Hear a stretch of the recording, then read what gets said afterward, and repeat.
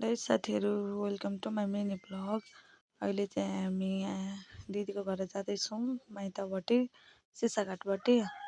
अनि साथीहरू हेर्नु न, छोरोलाई चाहिँ पुरा उहाँ अगाडि बस्नु परेर पछाडि बस्न भन्दा पनि नमानेर उसलाई चाहिँ अगाडि नै बसिरहेको छ। अनि हामी जाँदैछौँ, म पोलमा आइसक्यौँ। अनि यहाँ चाहिँ हामी पहिला यस्तो टिकटकहरू फोटो बनाउँथ्यौँ कि साथीहरू बिहा हुनुभन्दा पहिल्यै। हेर्न कति लामो पुल छ भने खोला, त्यो चौरमा चाहिँ साथीहरू एकादशी मेला लाग्छ नि अन्त। अनि हामी त मेलामा घुम्थ्यौँ। त्यसपछि साथीहरू हामी हस्पिटल गयौँ, स्वामीलाई सन्चो थिएन नि त, अनि त्यही भएर हामी हस्पिटल गयौँ। अनि त्यसपछि फेरि हामी घर गयौँ।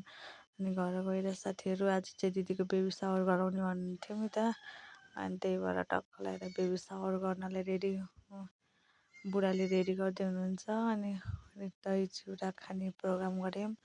अहिले चाहिँ दिदी र अभिनालाई दही चिउरा खुवाउँदै हुन्छन्। पुरा हाँस्दै हेर्नु न साथीहरू। अनि यसरी नै हामीले बेबी सावर गऱ्यौँ। अनि त्यसपछि चाहिँ फेरि मैले खुलाइदिएँ साथीहरू। अनि हामीले बेबी सावर इन्ड गऱ्यौँ।